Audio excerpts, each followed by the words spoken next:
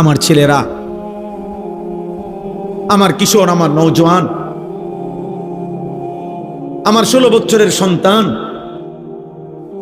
এত অল্প বয়সে তুমি এত গুনাহ, এত নাফরমানি কেমনে করছো বাপ?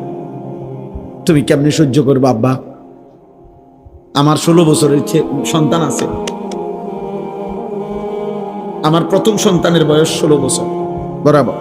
এই জন্য 16 বছর বয়সী ছেলে তুমি আমার সন্তান।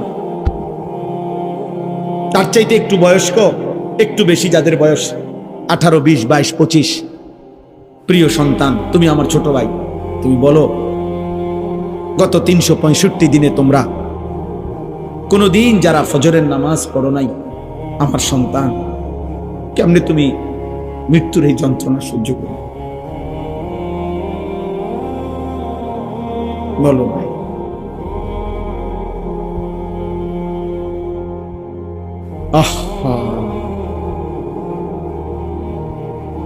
হ্যাঁ, সারা রাত যারা মোবাইলে নারী দেখো, ছবি দেখো, উলঙ্গ দৃশ্য দেখো, এত নারী, এত ছবি, এত জিনা, এত বেবিচার, এত অসভ্যতা, নিজের হাত যারা নিজের লজ্জাস্থানে গুনাহের কাজে ব্যবহার করছো, কি করছো বাপ? আমি যে এর চাইতে বেশি আর বলতে পারছি না। আমি যদি একলা পাইতাম যুবক তোমার, আমি একলা আরো অনেক কিছু বলতাম। আমার উস্তাদ বসা, মুরব্বী বসা, ওলামা বসা, বয়স্ক লোক বসা। আমার জিন্দিগির ফিকির এটা, আমার রাত দিনের মেহনত এটা। মুসলমানের কিশোর নওজোয়ান ফিরবে। বলো ভাইয়া, তোমরা কি হিসাবে? অগণিত ছেলের চেহারা দেখলেই বোঝা যায় বাপ, আজকের সারা দিনে যারা এক ওয়াক্ত নামাজ পড়ো নাই, হায় মুসলমানের সন্তান, কেমনে পারলা? তুমি কি মরবা না? তুমি কি কবরে যাইবা না বাপ?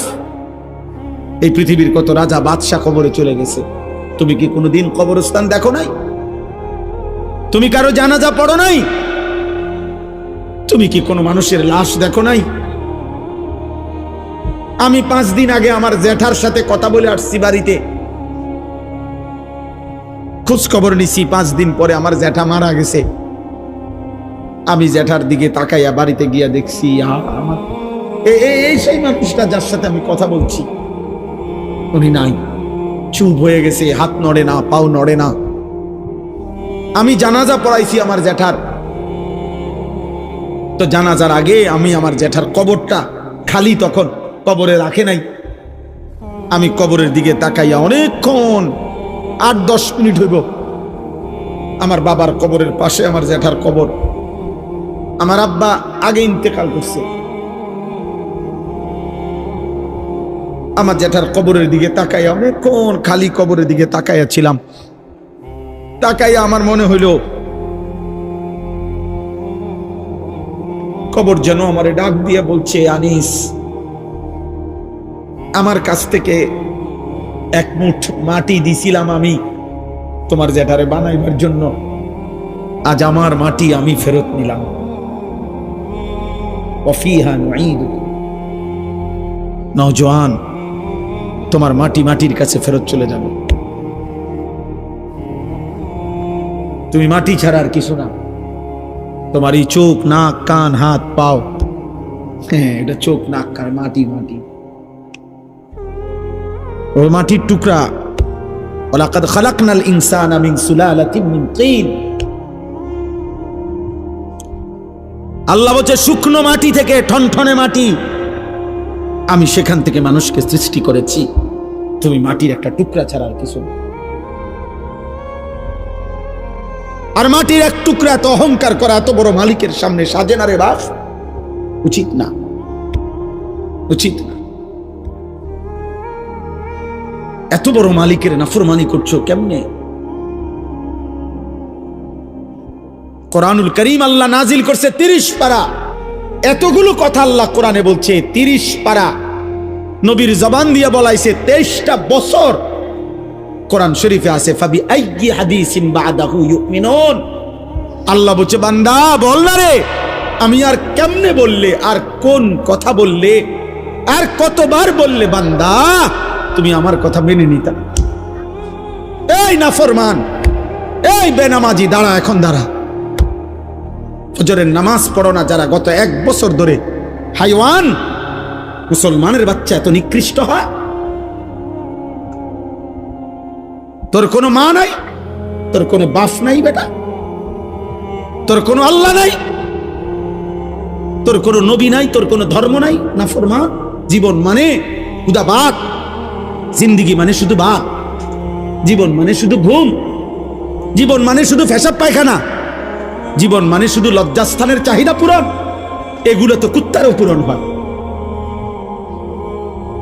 এই নাফরমান, খানা তো কুত্তাও খায়, ঘুম তো কুত্তাও যায়, পেশাব পায়খানা তো কুত্তারও হয়,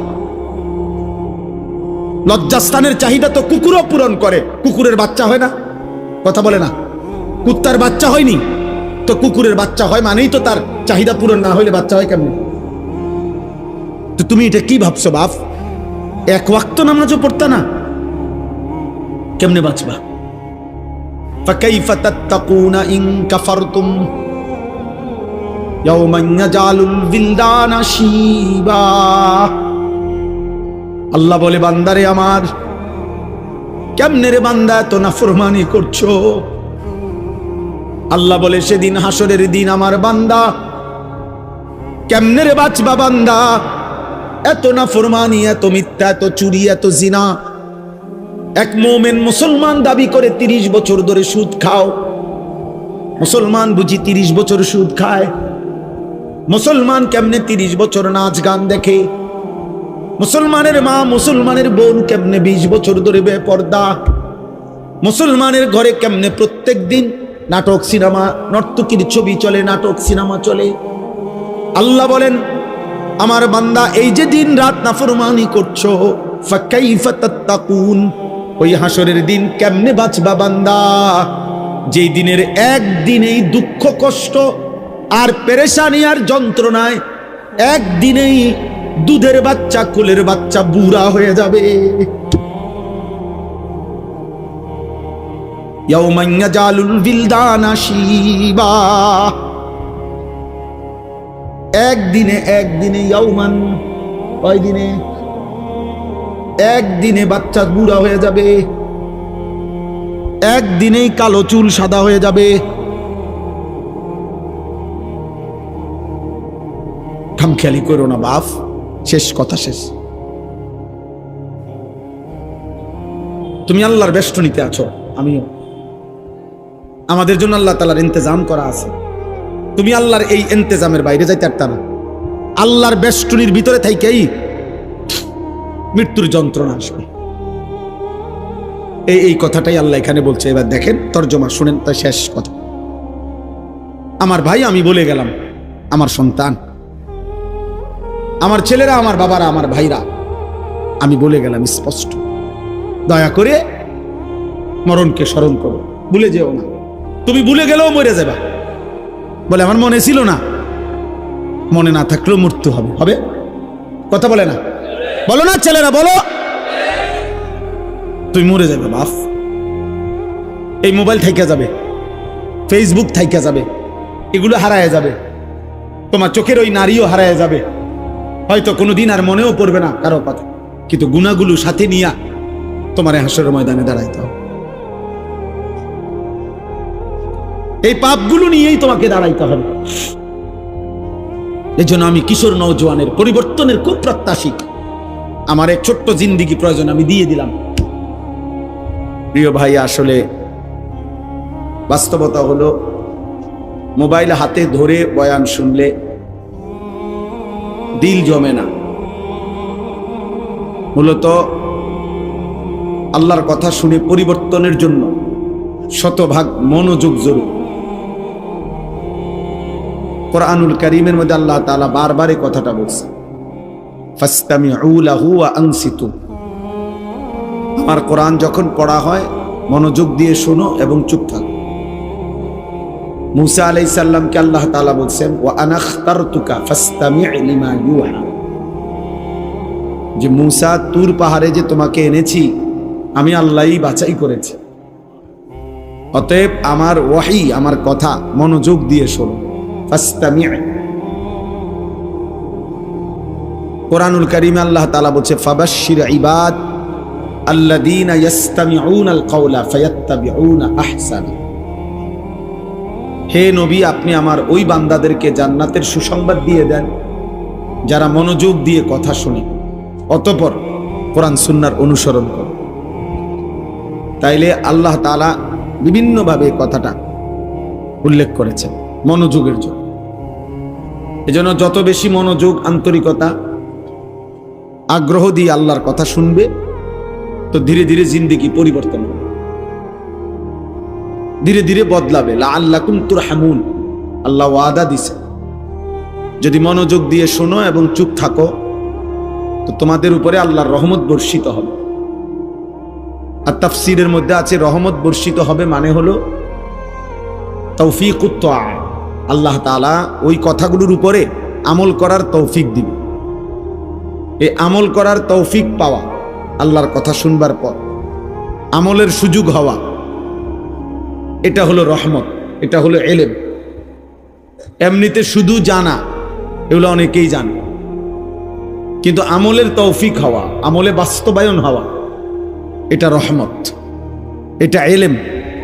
ইলম তখনই ইলম হয় যখন তা আমলে পরিণত হয়। আর নাই তো এটাকে বলা হয় মালুমাত।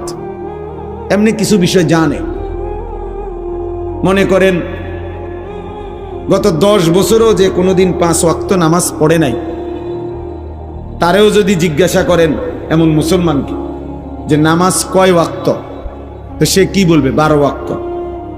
কয় ওয়াক্ত? না, হে কি বলবে মনে হয়? ও 5 ওয়াক্তই বলবে। তাহলে এটা হেও জানে, নামাজ যে 5 ওয়াক্ত এটা সেও জানে, কিন্তু এটা এলেম না, এটা মালুমাত, এটা তার একটা অর্জিত জ্ঞান, এমনি জানে। আর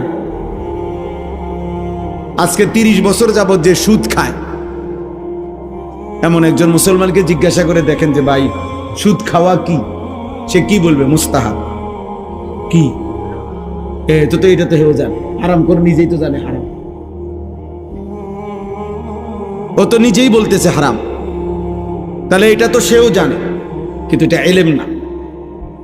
এলেম তখনই এলেম হয় যখন তা আমলে পরিণত হয়। মুফতি শফি রহমতুল্লাহ আলাই এ কথা বলছে। তো এই জন্য বললাম, আমলে পরিণত হওয়ার জন্য, আমলের তৌফিক পাওয়ার জন্য, রহমত পাওয়ার জন্য আল্লাহর কথা মনোযোগ দিয়ে শুনতে হবে। একজন বিশ্ববিখ্যাত বুজুর্গ ছিলেন, ইমাম ছিলেন, হাদিসের জগতে ইমামুল জারহ ওয়া তা'দীলদের অন্যতম সুফিয়ান ইবনে উয়াইনা রাহমাতুল্লাহি আলাইহি। তিনি বলছেন 5টি জিনিস একসাথে হলে ইলম পূর্ণ হয়। 1 নম্বর আল ইস্তিমা, মনোযোগ দিয়ে শোনা। 2 নম্বর আল ফাহমু, বুঝতে চেষ্টা করা, কি বললো আমি বুঝলাম কিনা। 3 নম্বর আল হিফজু, মুখস্থ করা। 4 নম্বর আল আমালু, আমলে পরিণত করা। 5 নম্বর আন নাশরু, অন্যের কাছে পৌঁছিয়ে দাও। মনোযোগ দিয়ে শোনা, বুঝতে চেষ্টা করা, মুখস্থ করা, আমলে পরিণত করা, অন্যের কাছে পৌঁছিয়ে দেওয়া। এই 5টা একত্র হলে ইলম পূর্ণ হয়। অনেক তালেব ইলম ভাই আছে, তোমাদের জন্য বললাম। এই জন্য আমি এই বিষয়টা কঠোরভাবে বলতে চাই। মোবাইল হাতে ধরে রাখলে দিল বসে না, মনোযোগ আসে না। যে এটা ধরে রাখে সারাক্ষণ তার অন্তরে এই মোবাইলের কথাই মনে পড়ে, সারাক্ষণ দিলের মধ্যে এটাই আসা যাওয়া করে। এই জন্য একবার আগায়, একবার ফিচ্ছায়, একবার ডাইন দিকে নেয়, বাম দিকে নেয়, ছোট করে, বড় করে, এ বিভিন্ন রকমের সদর বদর করে। হ্যাঁ, বাস্তব, এটা পরীক্ষিত কথা। ফলে ওই বেচারার সারাক্ষণ ফিকির এটা নিয়ে। এখন কারো মোবাইলের মধ্যে যদি 1 লক্ষ ওয়াজ থাকে, সুন্দর করে ক্লিয়ার সাউন্ড, ক্লিয়ার আওয়াজ, ক্লিয়ার পুরা আওয়াজ, মনে করেন এমন 10,000 না 10 লাখ ওয়াজ আছে, তো তার কবর রাজা মাফ তো লাভ হইল কি? তাহলে লাভ কি হলো? এর জন্য হাকিমুল উম্মত মুজাদ্দিদুল মিল্লাত হযরত মাওলানা শাহ আশরাফ আলী থানভী রাহমাতুল্লাহি আলাইহি বলছেন, মানুষের অন্তর, মানুষের দিল একই মুহূর্তে দুই জিনিস একই মুহূর্তে ভাবতে পারে না। এটা মনোবিজ্ঞানেরও কথা। অন্তর একসাথে দুই জিনিস ভাবে না, একটা সরাইয়া আরেকটা ভাবতে হবে। এজন্য মোবাইলের ভাবনা যদি দিলের মধ্যে বসে থাকে তো নিজের ভাবনা আর আসবে না, নিজের কোনো অনুভূতি জাগবে না। এজন্য দোস্ত, আমি আবারও অনুরোধ করছি, একজনও হাতে মোবাইল ধরে ভিডিও বা রেকর্ড করার চেষ্টা করো না, করো। যার অসুবিধা হয় চলে গেলে ভালো। আমি আবারও বলছি, যেহেতু আমি নির্বাচনের জনসভা না, আমি কোনো প্রার্থীও না, ভোট চাইতে আসি নাই, আসছি এখানে সব আমার মুরব্বী ওলামায়ে কেরাম, আমার উস্তাদ বসা।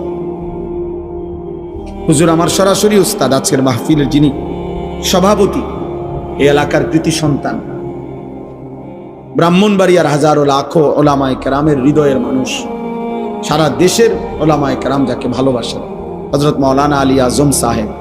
হুজুর আমার সরাসরি উস্তাদ, আমি দারুল আরকামেরই ছাত্র। তাইলে এই জন্য মুরব্বীদের সামনে শুধু বলা সামান্য কিছু কথা, শতভাগ মনোযোগ জরুরি। আজকের রাত না, সব সময় সব সময় সব সময়। এরপরে আমি যে বললাম, আমার কথা হইল বিকট আওয়াজে ঠিক বলে ওঠা, আর তখন পাশের 10 জনে হাসে, মানে ওনারা হাসে দিছে ঠিক। তো এটা কি ধরনের কথা হলো? এটা তো একটা ফালতু আওয়াজ হলো, এটা তো ভদ্রতা হলো। অন্যরা যদি হাসিয়াই দেয় তত বুঝাই গেল এটা মস্কারি করা হলো, এটা তো এক ধরনের তামাশা করা হলো। এই জন্য এটা জরুরি বুঝা। অনর্থক এতটা বিকট আওয়াজ করা কোনো প্রয়োজন নেই। স্বাভাবিক ঠিক বললে কোনো গুনাহ নাই, কিন্তু স্বাভাবিক আওয়াজে বলল। রাসূলুল্লাহ সাল্লাল্লাহু আলাইহি ওয়াসাল্লাম বলছেন একদিন সাহাবাদেরকে, তোমরা কোনো বধির যে কানে শোনে না এমন কোনো মালিককে ডাকো না, আবার যে তোমাদের থেকে দূরে এমন কাউকেও ডাকো না। এই জন্য আমরা আখলাক শিখা দরকার। শুধু একজন হুজুর দেখতে আসলাম তামসা, এটা হলে হবে না ভাই। প্রিয় কিশোর নওজোয়ান সবাইরে বলি, জনপ্রিয়তা এটা একটা ধোঁকা। জনপ্রিয়তা ধোঁকা। কারো জনপ্রিয়তা দ্বারা বক্তারও কোনো ফায়দা নাই, শ্রোতারও কোনো ফায়দা নাই, কোনো লাভ নাই। মনে করেন আমারে 1 কোটি মানুষ চিনে, একেবারে সারা বাংলাদেশের 10 কোটি মানুষ আমারে চিনে, তো আমার কবর রাজা মাফ তো তার লাভ হলো কি? তো আমি এই জনপ্রিয়তা দিয়ে করবো কি? আর একটা ছেলে ভাবো ভাই,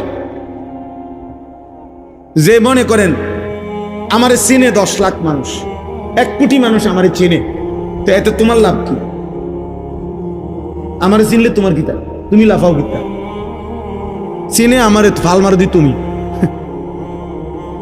কথা বুঝছেন না? মানুষের চিনে তো আমারে না, তো তোমার কি তা? তুমি এরকম লাভ মারো কা, দৌড় মারো কেন? তাইলে আমার জনপ্রিয়তা দিয়া তোমার লাভ কি? কথা বলে না। আমার জনপ্রিয়, আমারে চিনলে তোমার লাভ কি? আমারে না চিনলে তোমার সমস্যা কি?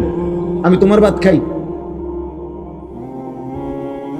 এই জন্য না আমার কোনো ফায়দা আছে না আপনাদের কোনো ফায়দা আছে। উভয়ের জন্যই, বক্তা শ্রোতা উভয়ের জন্যই খোদার কসম ঈমান আমলের মধ্যেই ফায়দা।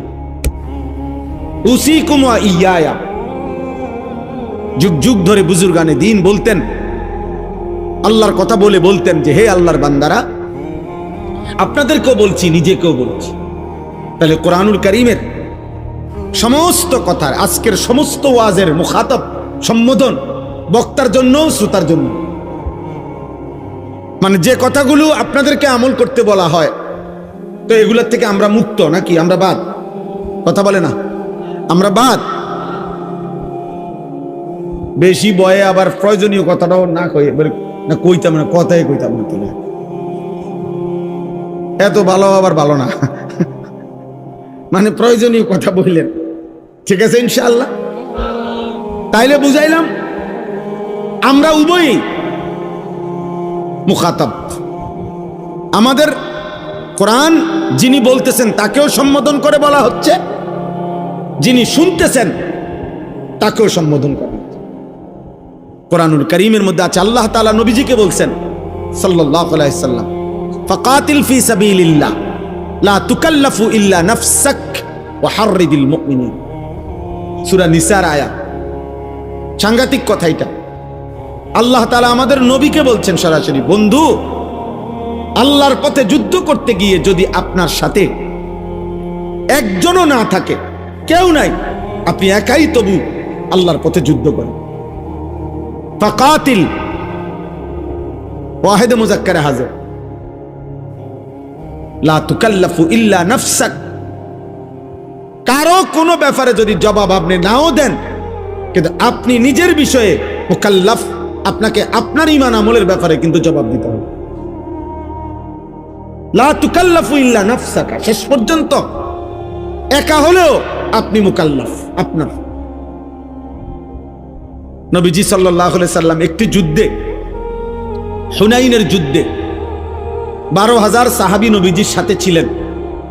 যুদ্ধের প্রথম আক্রমণে, মানে অনেক ঘটনা, আমি শুধু মূল কথাটা বলতেছি।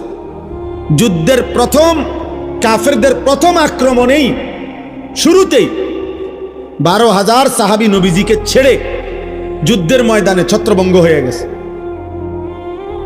কিন্তু আল্লাহর নবী সাল্লাল্লাহু আলাইহি ওয়াসাল্লাম একা সেই যুদ্ধের দিন ময়দানে আপন জায়গায় মজবুতির সাথে দাঁড়িয়েছেন। তাহলে সেদিন যদি নবী বলতেন, আল্লাহ 12,000 সাহাবী আমার চলে গেছে, সরে গেছে দেখা আমিও দৌড় দিছি, আল্লাহ বলবে না বন্ধু, আপনি এটার হিসাব দেন আগে, আপনি দৌড় দিলেন কেন? আবু বকর, ওমর, ওসমান, আলী, হ্যাঁ করে আমি আলাদা জিগামু, তার বিচার আমি তারটা করবো, কিন্তু আপনি দৌড় দিছেন কেন? আমাদের কি সমস্যা? তাহলে রাসূলুল্লাহ সাল্লাল্লাহু আলাইহি সাল্লামও আল্লাহর কালাম, আল্লাহর বিধানের মুকাল্লাফ। আল্লাহ তাআলার প্রত্যেকটি কথা যা তিনি উম্মতের কাছে পৌঁছাইছেন তা উনার নিজের জন্য, উনি নিজেও তার শতভাগ আমল করেছেন।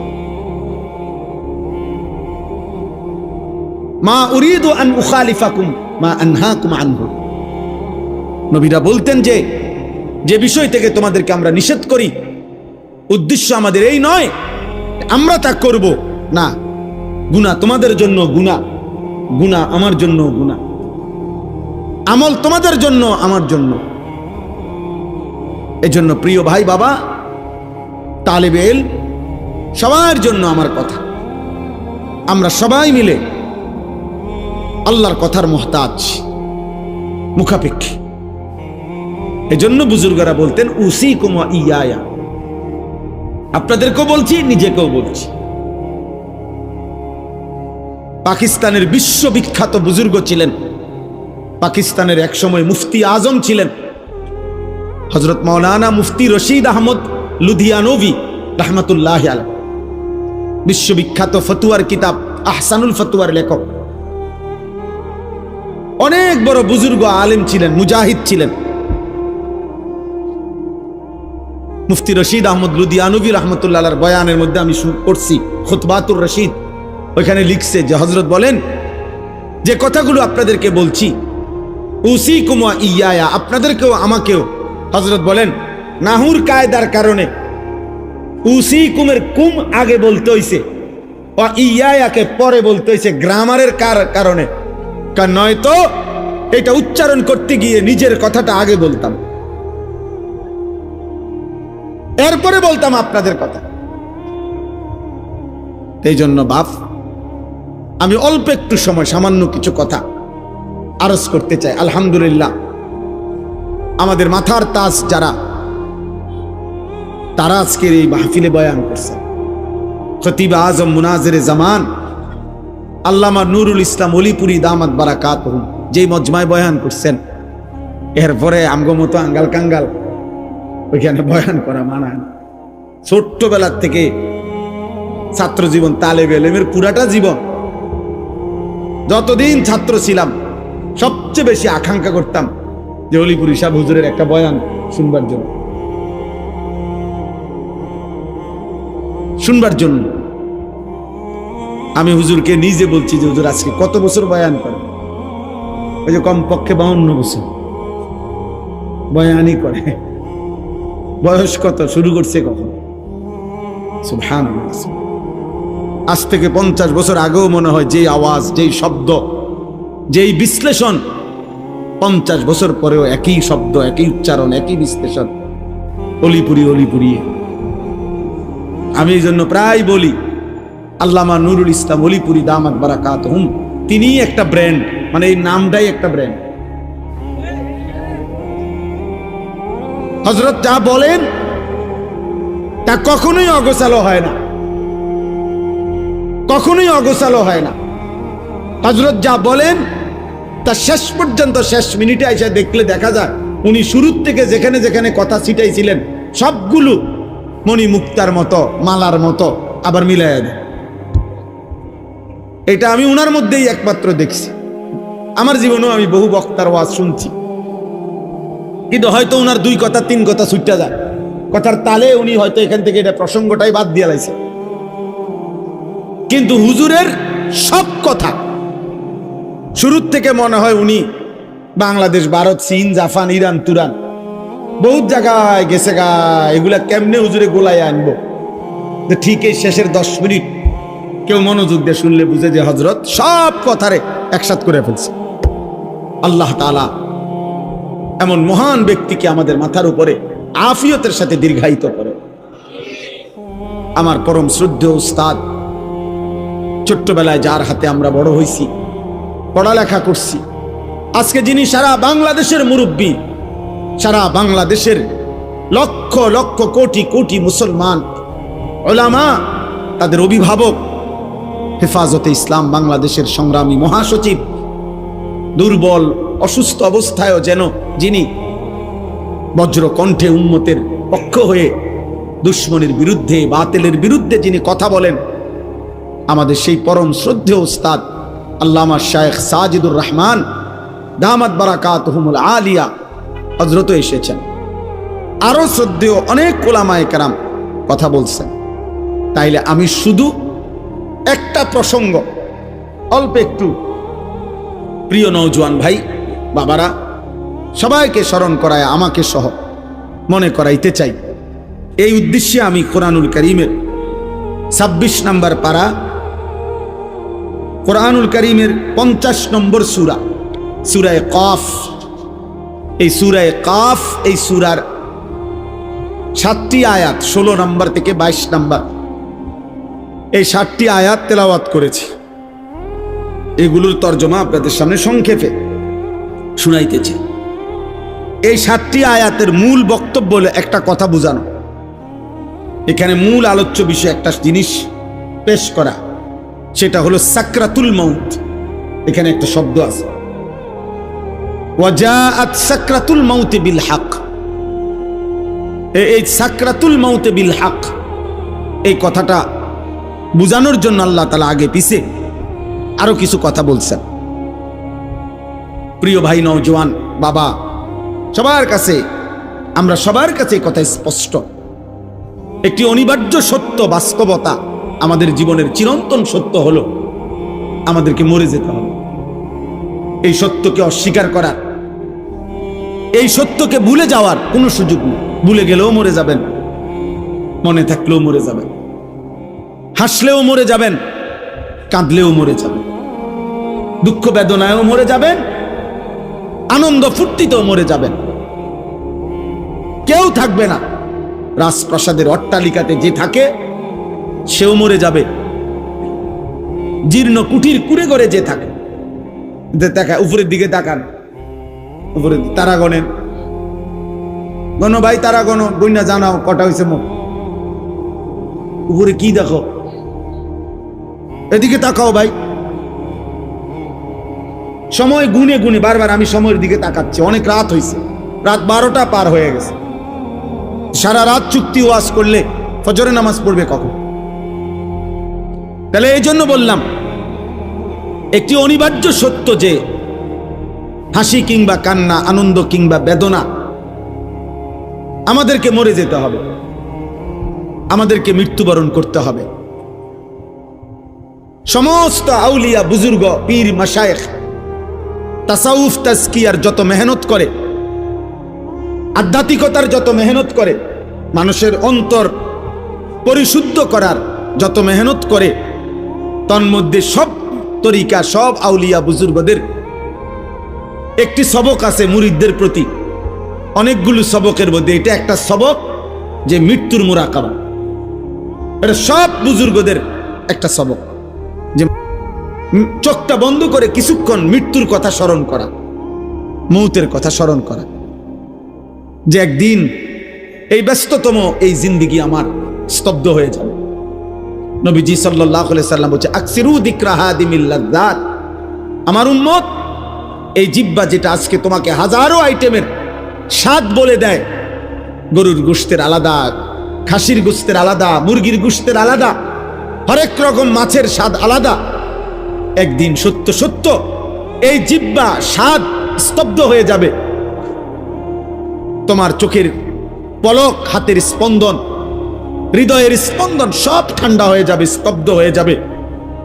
সেই মৃত্যুকে বেশি বেশি স্মরণ করো, যে মৃত্যু তোমার জিহ্বার স্বাদ বন্ধ করে দিবে, যে মৃত্যু তোমার চোখের পলক নিভায়ে দিবে, যে মৃত্যু তোমার হৃদয়ের স্পন্দন স্তব্ধ করে দিবে। আল্লাহ নবী সাল্লাল্লাহু আলাইহি ওয়াসাল্লাম বলছেন।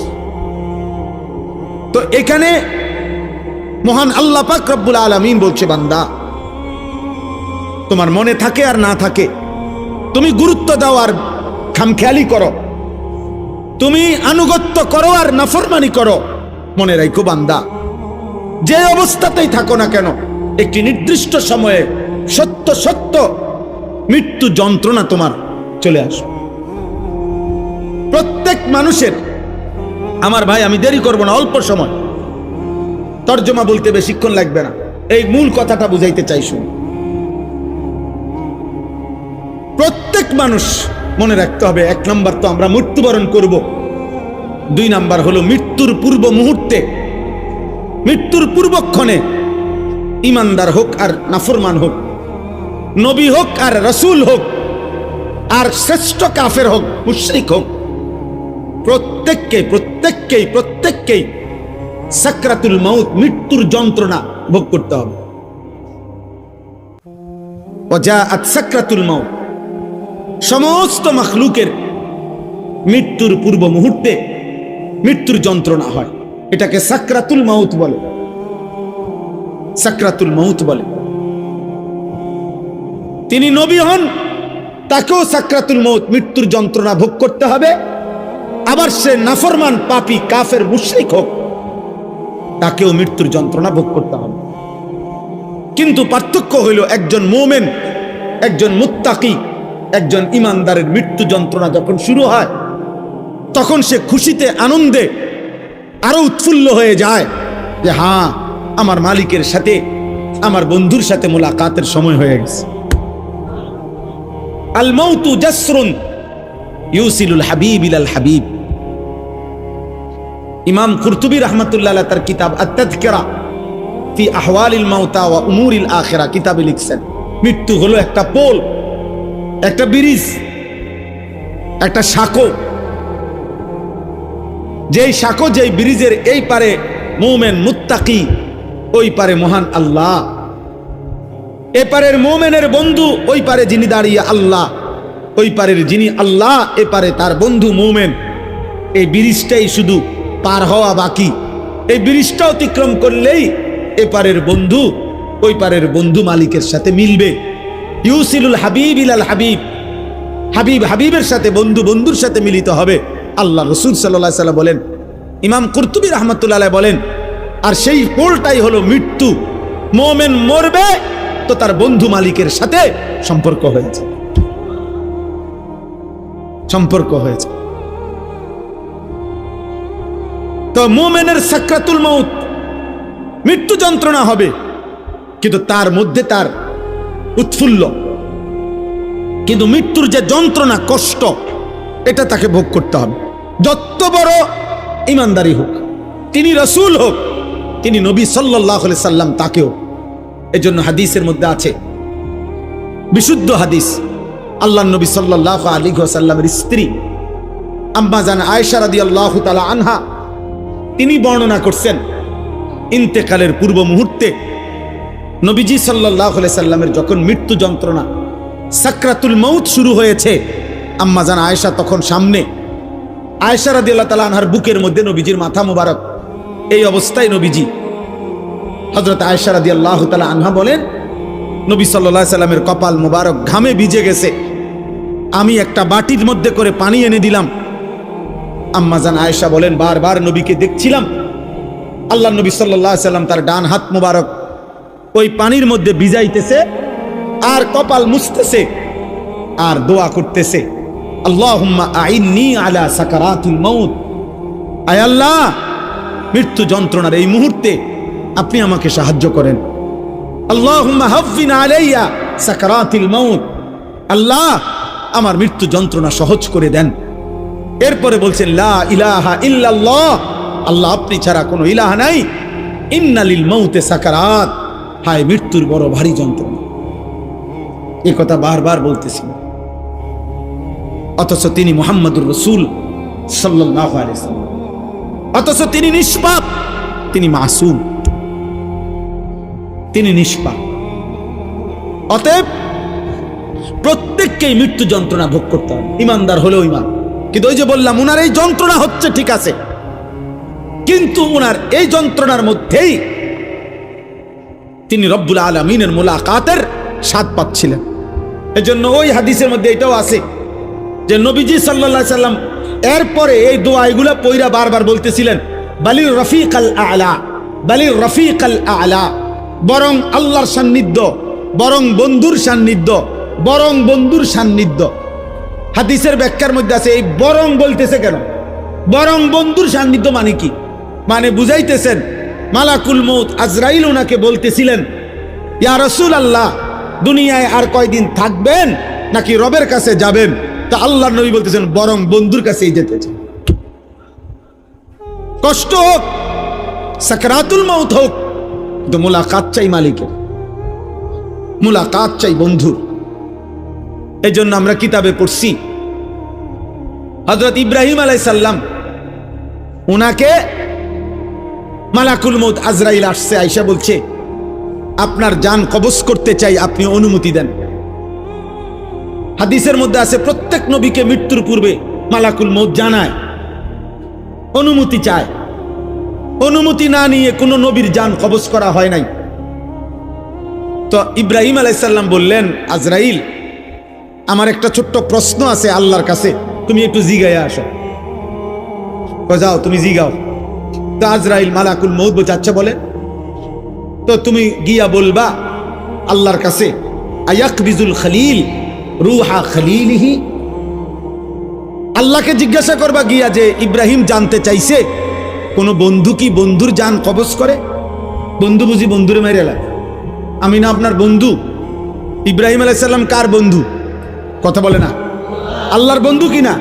তো ইব্রাহিম আলাইহিস সালাম বলতেছে, যাও গিয়া জিগাও কি বন্ধু এটা, বন্ধু বন্ধুরে মারতে কয়? বন্ধু বুঝি বন্ধুর জান কবজ করে? সুবহানাল্লাহ। আল্লাহ তাআলা তখন বললেন, জিব্রাইল, আরে আজরাইল, মালাকুল মউত, তাহলে এক কাজ করো, তোমারে আমি আরেকটা প্রশ্ন করতেছি ইব্রাহিমকে বলার জন্য, তুমি হেইটা গিয়া কও, যাও, আবার যাও।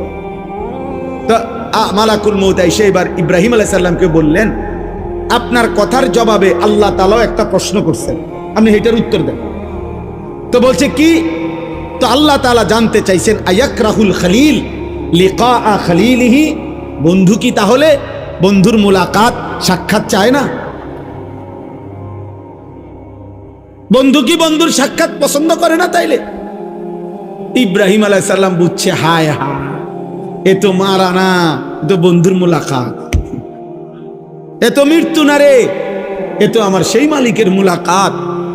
পুরাটা জীবন আমি যার জন্য পরীক্ষা দিছি, যার জন্য আমি নমরুদের আগুনের কুণ্ডলিতে পড়লাম, যার জন্য আমার জীবনটা নবীদের মধ্যে সবচেয়ে বেশি অঞ্চল ছাড়ছে, হিজরত করছেন, এলাকা ছাড়ছে বেশি ইব্রাহিম আলাইহিস সালাম। তো সে তো বন্ধুর মুলাকাত। এজন্য দোস্ত প্রথমে কথাটা বুঝাইতে চাইলাম যে মৃত্যুর যন্ত্রণা প্রত্যেকের হবে, বাকি মোমেন মুত্তাকি ইমানদার তার মৃত্যু যন্ত্রণা তার আনন্দের বিষয়। কষ্ট হচ্ছে ঠিক আছে, কিন্তু আনন্দ হচ্ছে যে আমার রবের মুলাকাত। এবার তার বিপরীতে দোস্ত, তার বিপরীতে সাকারাতুল মউত যদি কোনো নাফরমানের শুরু হয়, পাপী, তো তাফসীরের মধ্যে আছে প্রত্যেক মানুষকেই তো বললাম মৃত্যু যন্ত্রণা ভোগ করতে হবে। আজকে নওজোয়ান, এই তোমাদের কাছে আমার বিশেষ কথা এটা, একটু শুধু ইনসাফের সাথে শোনো। কষ্ট করছো ভাই, অনেক সদ্য ওলামারা বয়ান করছেন, তাফসীরের মধ্যে আছে এক টানা 900 বছর ধরে নেন কোন ব্যক্তি এই পৃথিবীতে হায়াত পাইছে, আর 900 বছর 950 বছর হায়াত পাওয়া এই পৃথিবীতে কারো উদাহরণ আসেনি? নাই। কে? নূহ আলাইহিস সালাম। কথা বলে না? তাহলে এই পৃথিবীতে 950 বছর বাঁচার উদাহরণ আছে কিনা? তো উদাহরণ তো আছে, আদম আলাইহিস সালাম। তাহলে এই জন্য বললাম, কেউ যদি 900 বছর একটানা পৃথিবীতে হায়াত পায়, দোস্ত মনোযোগ দিয়ে কথাটা শোন, কিন্তু এই 900 বছর সে আল্লাহর নাফরমানি করছে, কিন্তু 1 সেকেন্ডের জন্য 900 বছরে দুনিয়ার হায়াতে কোনোদিন কোনো দুঃখ, কষ্ট, যন্ত্রণা, বেদনা পায় নাই, একটা সুইয়ের আঘাত লাগে নাই, একটা কাঁটার আঘাত লাগে নাই, সে হাসি খুশি আনন্দ ফুর্তি এই মৌজ করে এই জীবনটা চলছে। নাচ গান, নারী, ছবি, জিনা, ব্যভিচার, মদ, জুয়া, চুরি, ডাকাতি, সুদ, ঘুষ, বেহায়াপনা, বেলেল্লাপনা, যা মন চায় তাই করছে, কিন্তু কোনোদিন কষ্ট পায় নাই। ধরে নাও, মানে ধরে নিচ্ছি যে কোনোদিন এর কারণে সে দুনিয়ার হায়াতে কোনোদিন 1 সেকেন্ডের ব্যথা পায় নাই, কোনো কষ্ট হয় নাই। খোদার কসম তাফসীরে লিখছে, এই 900 বছরের নাফরমান জীবনে যে কোনোদিন কোনো দুঃখ দেখে নাই, মৃত্যুর যন্ত্রণা তার যখন শুরু হবে, সাকরাতুল মউত, আল্লাহর কসম বাপ, 1 সেকেন্ডের মৃত্যু যন্ত্রণা, খোদার কসম এই ছেলেরা তারে 900 বছরের সুখ আর আনন্দ 1 সেকেন্ডে ভুলায় দেবে।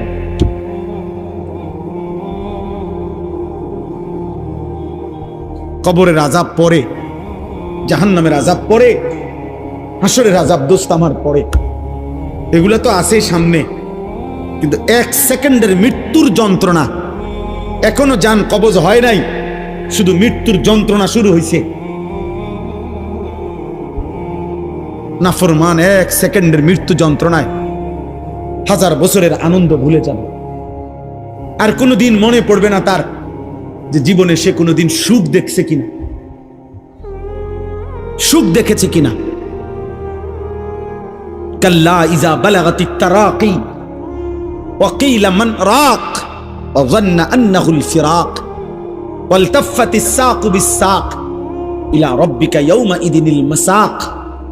আল্লাহ বলেন, নাফরমানের জান কবজের সময় মালাকুল মউত আজরাইল কলিজার থেকে তার রূহটা টান দিয়া ছিঁড়ে ফেলবে, আর ছিঁড়ে ফেললেই কণ্ঠনালীর কাছে আইসা, তারাকি মানে কণ্ঠনালীতে আইসা বিঁধে যাবে, রুহুটা আটকাইয়া যাবে। এরপরে খোদার কসম তাফসীরের মধ্যে লিখছে, নাফরমানের জান রুহু মালাকুল মউত আজরাইল টাইনা হেসরাইয়া, কোন কাবাব, কোন শিকের মধ্যে যদি গোশত লাগানো থাকে, সেখান থেকে যদি শেষ গোশতের অংশগুলো টাইনা টাইনা সিরা সিরা বাহির করে, কোন গরম কিছুর মধ্যে যদি তুলা লাগে তো তুলা যদি টাইনা টাইনা বের করে, কোন ব্যান্ডেজ থেকে যদি তুলা ছিঁড়ে ছিঁড়ে বের করে, আল্লাহর কসম নবী বলছে, উম্মত মালাকুল মউত আজরাইল নাফরমানের রূহটা শরীর থেকে এইভাবে টাইনা টাইনা ছিঁড়া ছিঁড়া বাইর করবে। ফালাউলা ইযা বালাগাতিল হুলকুম ওয়া আনতুম হিনাইযিন তানদুরুন ওয়া নাহনু আকরাবু ইলাইহি মিনকুম ওয়ালাকিন লা তুবসিরুন ফালাউলা ইন কুনতুম গায়রা মাদিনিন তারজিউনাহা ইন কুনতুম সাদিকিন। আল্লাহ বলে নাফরমানের কণ্ঠনালীতে যখন তার রূহটা আইসা আটকায়া যাবে, চারিপাশের আত্মীয় স্বজন তখন দেখতে থাকবে। আল্লাহ বলেন আমিও তো দেখতেছি, আমিও তো সামনেই আছি। আল্লাহ তখন চ্যালেঞ্জ করে বললেন, হে নাফরমান পাপী, তোর আত্মীয় স্বজনকে বলো না এই মুহূর্তে তোমারে মালাকুল মউত আজরাইল থেকে ফিরাইয়া রাখতে। অতএব প্রিয় ভাইয়া, কবরের আযাব তো সামনে, জাহান্নামের আযাব তো সামনে। এক সেকেন্ডের মৃত্যু যন্ত্রণাও তো তুমি সহ্য করতে পারতা না।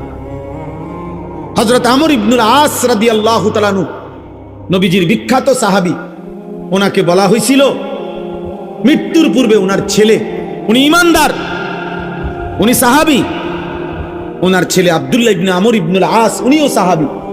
ছেলে বলতেছিলেন মৃত্যুর পূর্বে, আব্বা আপনার কাছে এই মুহূর্তে, শেষ মুহূর্তে মৃত্যু যন্ত্রণা কেমন মনে হইতেছে?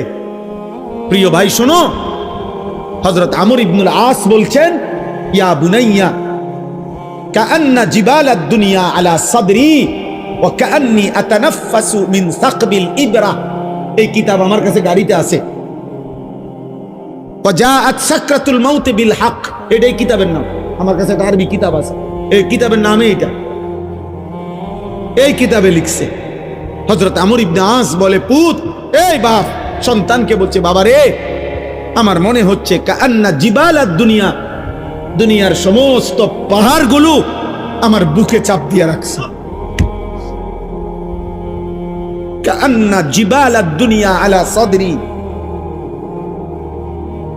মৃত্যু যন্ত্রণা আমার মনে হচ্ছে দুনিয়ার পাহাড়গুলো আমার বুকে চাপ দিয়ে রাখছে রে ফুল। ওয়া কাআন্নি আতানাফাসু মিন সাকবিল ইবরা, আর আমি যেন এই পাহাড় চাপা অবস্থায় আমি যেন সুইয়ের ছিদ্র দিয়া, সাকবিল ইবরা, সুইয়ের ছিদ্র দিয়ে আমি যেন একটু একটু নিঃশ্বাস নিতেছি। আমার ছেলেরা, আমার কিশোর, আমার নওজোয়ান,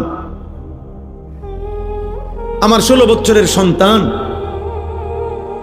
এত অল্প বয়সে তুমি এত গুনাহ, এত নাফরমানি কেমনে করছো বাপ? তুমি কেমনে সহ্য করবে আব্বা? আমার 16 বছরের সন্তান আছে। আমার প্রথম সন্তানের বয়স 16 বছর বরাবর। এই জন্য 16 বছর বয়সী ছেলে তুমি আমার সন্তান। তার চাইতে একটু বয়স্ক, একটু বেশি যাদের বয়স 18, 20, 22, 25, প্রিয় সন্তান, তুমি আমার ছোট ভাই। তুমি বলো, গত 365 দিনে তোমরা কোনদিন যারা ফজরের নামাজ পড়ো নাই, আমার সন্তান, কেমনে তুমি মৃত্যুর এই যন্ত্রণা সহ্য করো? বলো ভাই।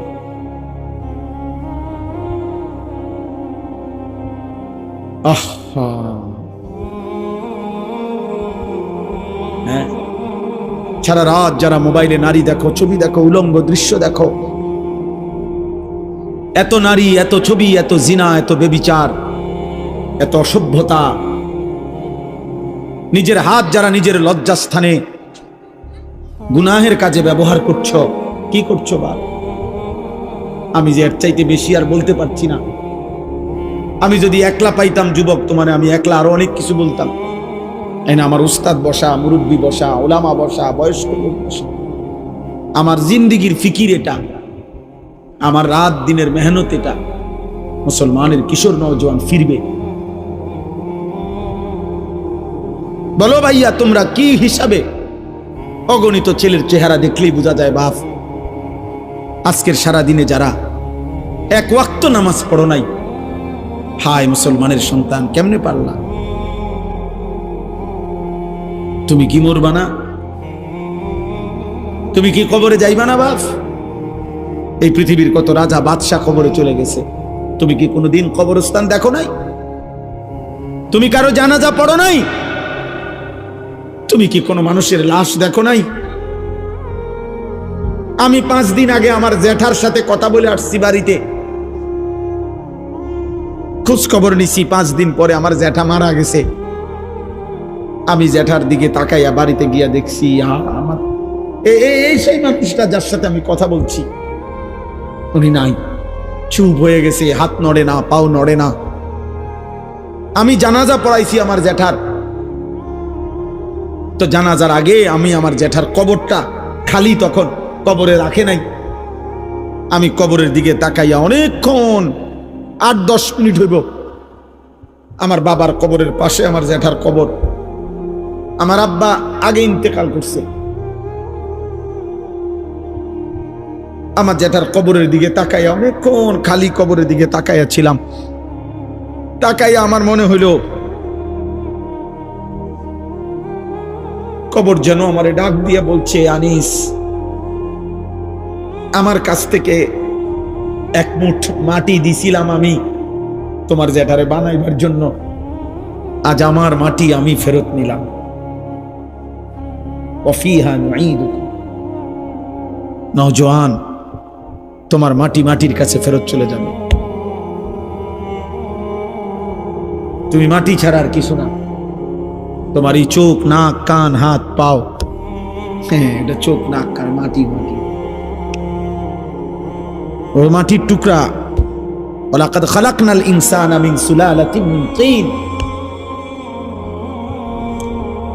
আল্লাহ বলছে শুকনো মাটি থেকে, ঠনঠনে মাটি, আমি সেখান থেকে মানুষকে সৃষ্টি করেছি। তুমি মাটির একটা টুকরা ছাড়া আর কিছু। আর মাটির এক টুকরা এত অহংকার করা এত বড় মালিকের সামনে সাজে না রে বাপ, উচিত না, উচিত না। এত বড় মালিকের নাফরমানি করছো কেমনে? কোরআনুল কারীম আল্লাহ নাজিল করছে 30 পারা। এতগুলো কথা আল্লাহ কোরআনে বলছে, 30 পারা নবীর জবান দিয়ে বলাইছে, 23টা বছর কোরআন শরীফে আছে। ফাবি আইয়ি হাদিসিন বাদাহু ইউমিনুন। আল্লাহ বলছে, বান্দা বল না রে, আমি আর কেমনে বললে, আর কোন কথা বললে, আর কতবার বললে বান্দা তুমি আমার কথা মেনে নিতা? এই নাফরমান, এই বেনামাজি, দাঁড়া, এখন দাঁড়া। ফজরের নামাজ পড়ো না যারা, গত 1 বছর ধরে হাইওয়ান, মুসলমানের বাচ্চা এত নিকৃষ্ট হয়? তোর কোনো মা নাই, তোর কোনো বাপ নাই বেটা, তোর কোনো আল্লাহ নাই, তোর কোনো নবী নাই, তোর কোনো ধর্ম নাই। নাফরমান। জীবন মানে খুদা ভাত, জিন্দিগি মানে শুধু ভাত, জীবন মানে শুধু ঘুম, জীবন মানে শুধু পেশাব পায়খানা, জীবন মানে শুধু লজ্জাস্থানের চাহিদা পূরণ। এগুলো তো কুত্তারও পূরণ হয়। এই নাফরমান, খানা তো কুত্তাও খায়, ঘুম তো কুত্তাও যায়, পেশাব পায়খানা তো কুত্তারও হয়, লজ্জাস্থানের চাহিদা তো কুকুরও পূরণ করে। কুকুরের বাচ্চা হয় না? কথা বলে না, কুত্তার বাচ্চা হয়নি তো কুকুরের বাচ্চা হয়, মানেই তো তার চাহিদা পূরণ না হইলে বাচ্চা হয় কেমনে? তো তুমি এটা কি ভাবছো বাপ? 1 ওয়াক্ত নামাজও পড়তা না, কেমনে বাঁচবা? ফাকাইফা তাত্তাকুনা ইন কাফারতুম ইয়াওমান ইয়াজালুল বিলদানা শিবা। আল্লাহ বলে, বান্দারে আমার, কেমনে রে বান্দা এত নাফরমানি করছো? আল্লাহ বলে, সেদিন হাসরের দিন আমার বান্দা কেমনে রে বাঁচবা? বান্দা এত নাফরমানি, এত মিথ্যা, এত চুরি, এত জিনা। এক মুমিন মুসলমান দাবি করে 30 বছর ধরে সুদ খাও। মুসলমান বুঝি 30 বছর সুদ খায়? মুসলমান কেমনে 30 বছর নাচ গান দেখে? মুসলমানের মা, মুসলমানের বোন কেমনে 20 বছর ধরে বেপর্দা? মুসলমানের ঘরে কেমনে প্রত্যেক দিন নাটক, সিনেমা, নর্তকীর ছবি চলে, নাটক, সিনেমা চলে?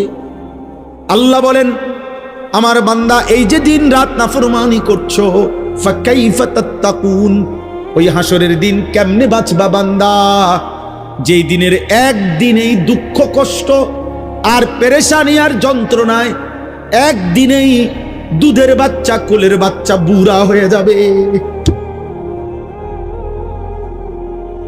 ইয়াউমান ইয়াজালুল বিলদানা শিবা,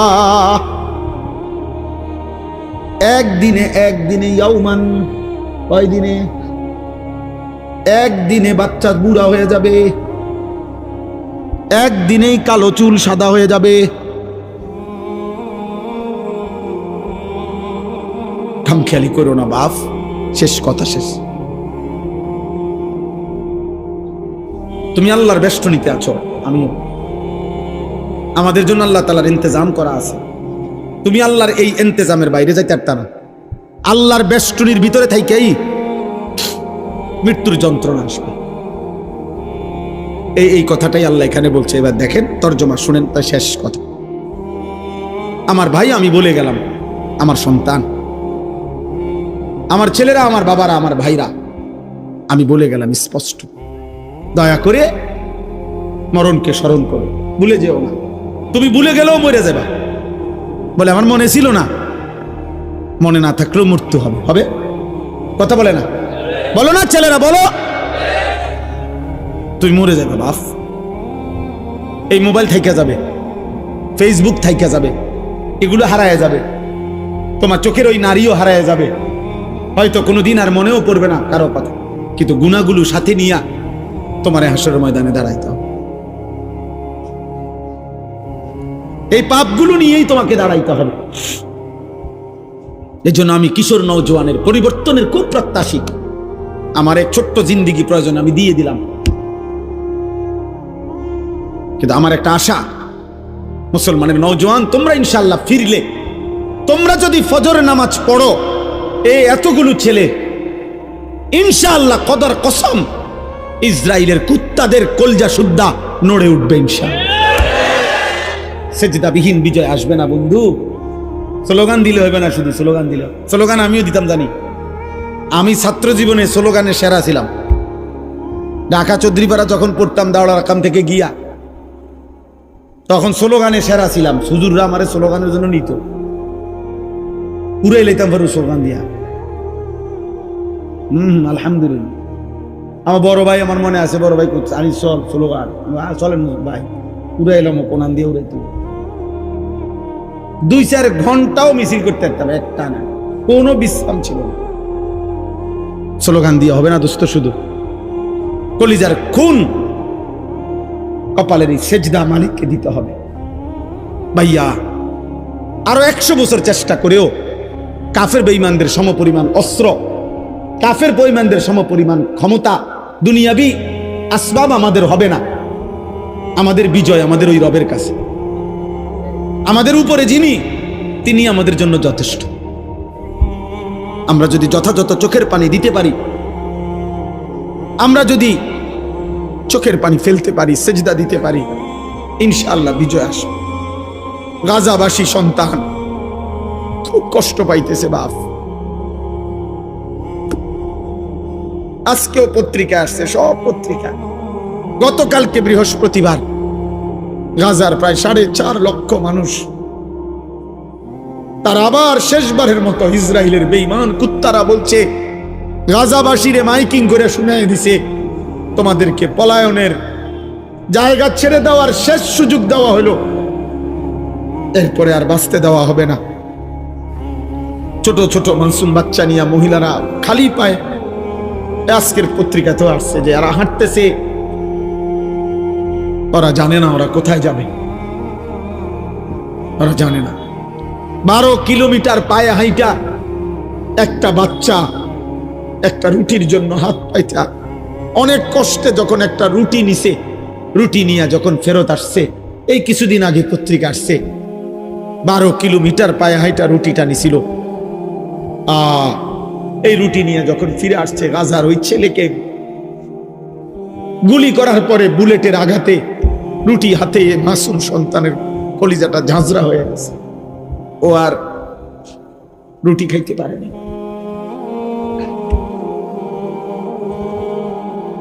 আর তোমরা নারী দেখো, ছবি দেখো, তোমরা আর সেজদা দিও না, তোমরা উলঙ্গ দৃশ্যই দেখো। তোমাদের আর মোবাইলের নেশাই গেল না, তোমাদের চুলের ফ্যাশনই শেষ হলো না, তোমরা তোমাদের বন্ধুদের আড্ডাই শেষ। তোমরা মনে করছো ইবলিস শয়তান তোমাদের বলছে তোমাদের বিপদ হবে না। বিপদ শুধু ফিলিস্তিনের, বিপদ শুধু রোহিঙ্গাদের, আমগো কিচ্ছু হইতো না। আমরা সবাই জোনায়েদ বাগদাদি, আমরা বাইজিদ বুঝতে। আমাদের মানচিত্রে ওলামায়ে কেরামকেও বলি, আমাদের মানচিত্র বাংলাদেশের আরেকবার তাকাই দেখেন, আজকে দেখেন আমাদের মানচিত্রে পার্বত্য চট্টগ্রাম সহ কক্সবাজারের এই সাইড, এটা আলগা এরকম। এটা যদি আমি একটা কেচি দিয়া শুধু কাটে, এটা আমি ফরে যাবে, কেচি দিয়া কাটলে যেরকম আলাদা হয়ে যাবে, আমাদের পার্বত্য চট্টগ্রামকে যেই কোনো মুহূর্তে কাইটা ফেলা হবে, আলাদা করে দেওয়া হবে। এই যে কয়েকদিন টানা খাগড়াছড়িতে রক্তের বন্যা বইতেছে, বাংলাদেশ কোন কারফিউ, আর্মি, সেনাবাহিনী কিছু দিয়ে পারতেছে না, তেমন বুঝছেন?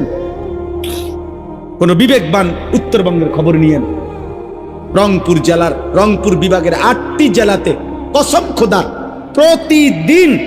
প্রতিদিন মুসলমান খ্রিস্টান হইতেছে। আমি নিজে গত বছর এক চিল্লা পুরা 40 দিন দিনাজপুর ছিলাম, 40 দিন ছিলাম। আমি রন্ধ্রে রন্ধ্রে আমার গাড়িটা দিয়া, আমার গাড়ি সহ চিল্লা দিছি, ড্রাইভার সহ পুরাটা জেলা চষে বেড়াইছে, 3 জেলা অনবরত দৌড়াইছে 40 দিন।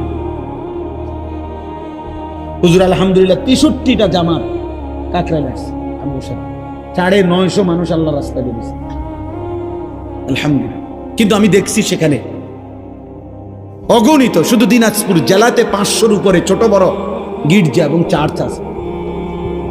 আমি এবার রমজানের ঈদের পরে 2 দিন কুড়িগ্রাম লালমনির হাট সফর করছিলাম, সেখানে আমি নিজ চোখে দেখছি, কসম খোদার এমন 2 ভাইকে দাওয়াত দিছি, তারা খ্রিস্ট ধর্ম প্রচার করে, তারা আগে মুসলমান ছিল। আশ্চর্যের কথা হলো 2 জনের মধ্যে এক ভাই 7 বছর মসজিদে ইমামতি করত।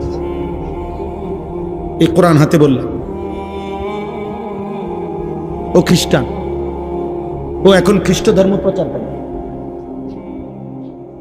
আমার নওজোয়ান আলেম, তাগড়া জওয়ান আলেম যারা, যুবকের কোনো রাত নাই, যুবকের কোনো দিন নাই। যুবক ইচ্ছা করে যদি কদ্দুর মেহনত বিশ্রাম নেয় তো বিশ্রাম নিল, নয়তো যুবকের কোনো রাত হয় না। যুবক চাইলে সারা রাতও মেহনত করতে পারে, যুবক পাই চাইলে সারা রাতও মেহনত করতে পারে। এই জন্য নওজোয়ান আলেম যারা আছেন, আজকের এই মুবারক মাহফিলে আপনাদেরকে বলি, আপনারা আরেকটু ফিকির করেন এই ছেলেদের জন্য, কিশোরদের জন্য, নওজোয়ানদের জন্য, ওদেরকে ফেরাবার। যে যে যে দূর বললে হয়, কেউ বললে 10,000 হবে, আরেকজনে আসলে 1000 হবে, আমনে বললে একজনও তো শুনবে, অসুবিধা কথা বোঝেন নাই? আপনি একজন রেকর্ড না, আমি কইলে শুনবো কেরা, অমুক বক্তা আনতেব না, একের সব বক্তা আনতেব না, না সব বক্তা হইতে জরুরি না, আল্লাহর কথা বলতে হবে এটা জরুরি, উম্মতকে ফিরাইতে হবে এটা জরুরি। এই ছেলেদের দরকার, এরা যদি না ফিরে, এরা যদি সেজদা না দেয়, এরা যদি ফিরে না আসে, তাহলে আগামীর মাহাদির পক্ষে লড়বে কে? দাজ্জালের বিরুদ্ধে লড়বে কে? বুড়ারা, 90 বছরের বুড়া চাচা যারা, কি যুবক বলো, নওজোয়ান, মাহাদির পক্ষে লড়বে বুড়ারা না? কে লড়বে বলো, কে লড়বে? আমি বলো, আমি লড়বো ইনশাআল্লাহ, ইনশাআল্লাহ। ফজরের সেজদা দাও, আমি ওয়াদা দিলাম ইনশাআল্লাহ, ফজরের সেজদা দিলে হয় তুমি, নয়তো তোমার বংশধর মাহাদির পক্ষে লড়বে ইনশাআল্লাহ। এটা হাদিসের বর্ণনা। ফজরের মুসল্লিরা মাহাদি এবং ঈসার সাথে সর্বশেষ দাজ্জালের বিরুদ্ধে শেষ লড়াই করবে যারা, এবং শেষ ইহুদিদের শেষ ব্যক্তিটাকে পাথরের আড়াল থেকে, গাছের আড়াল থেকেও টাইনা বাইর করে হত্যা করবে যারা, এই শেষ বাহিনী হলো ফজরের মুসল্লি। এটা কিতাবের কথা, আমার কাছে কিতাব আছে। ফজরের মুসল্লি যারা মাহাদির সৈনিক তারা। এই জন্য আজকে এই রাত গভীরে নিয়ত করো যে ফজরের নামাজ পড়বো ইনশাআল্লাহ। আমার জিন্দিগির একটা মেহনত, ফজর ক্যাম্পেইন। আমি এটা কাজ করি সারা বাংলাদেশে, জায়গায় জায়গায়। আমার অনেক ছেলে আছে যারা ফজর ক্যাম্পেইনের কাজ করে, মানে ফজরের নামাজের প্রচারণ। এইটাই মেহনত, এইটাই সংগঠন, এইটাই একটা দল। দলের মাকসাদ কি? ফজরের নামাজে মুসল্লি বৃদ্ধির আন্দোলন। এটা আমার শায়েখ দিছেন, আমারে বলছেন আমার শায়েখ আল্লামা মুফতি মুশতাকুর নবী কাসিম হুজুর আমার এই জিম্মাদারি যে মাওলানা এটা করবেন, কোনো ফিটাফিটি নাই, ঝগড়া নাই, ফজরের জন্য ডাকবেন। আমরা ইনশাআল্লাহ নওজোয়ান তোমাদেরকে বলল, একজন ছেলে সিদ্ধান্ত নিবা যে আমি ফজর পড়বো, আমার একজন বন্ধুকে ফজরের জন্য ডাকবো। ইনশাআল্লাহ 2 জন হইলে 4 জন হবে, 4 জন হইলে 8 জন হবে। হইতে পারে না ইনশাআল্লাহ? হইতে পারে ইনশাআল্লাহ। জয় আছে। ফাল মুগীরাতি সুবহা, আল্লাহ তাআলা বলছে যুদ্ধের ঘোড়া দুশমনের উপরে আক্রমণ করে ফজরের ওয়াক্ত। ফাল মুগীরাতি সুবহা ওয়াল আদিয়াতি যবহা ফাল মুরিয়াতি আদহা। এইটাও মজার তাফসীর। চলেন, রাত হয়ে গেছে। ওয়ালাকাদ খালাকনাল ইনসানা ওয়া না'লামু মা তুওয়াসওয়িসু বিহি নাফসু। এই আমি শেষ তরজমা বলি। আল্লাহ বলেন, বান্দা আমি মানুষকে সৃষ্টি করেছি।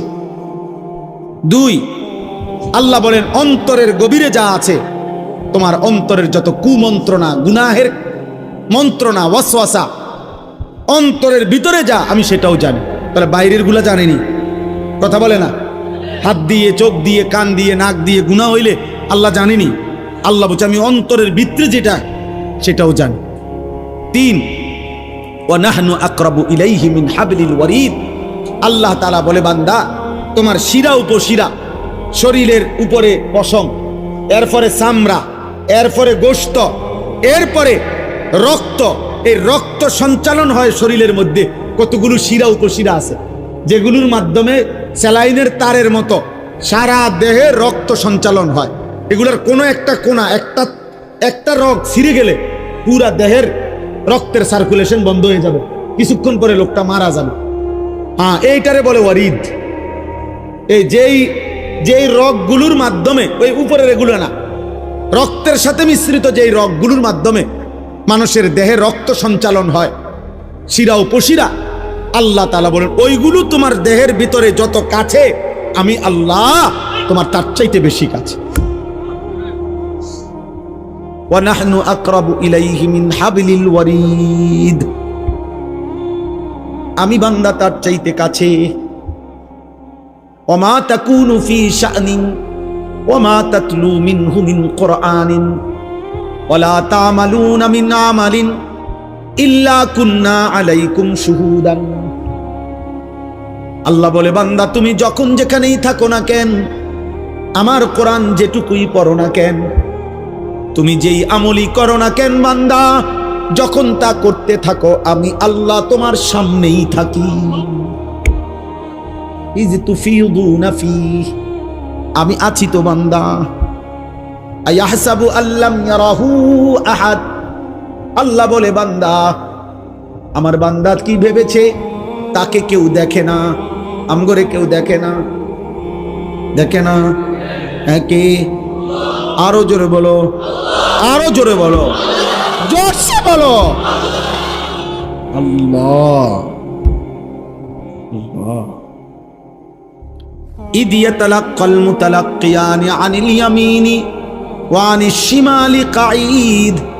আল্লাহ বলেন আমি তো আছি বান্দা, সাথে সাথে ডানে বামে 24 ঘন্টা 2 জন ফেরেশতা আছে। আছে কিনা?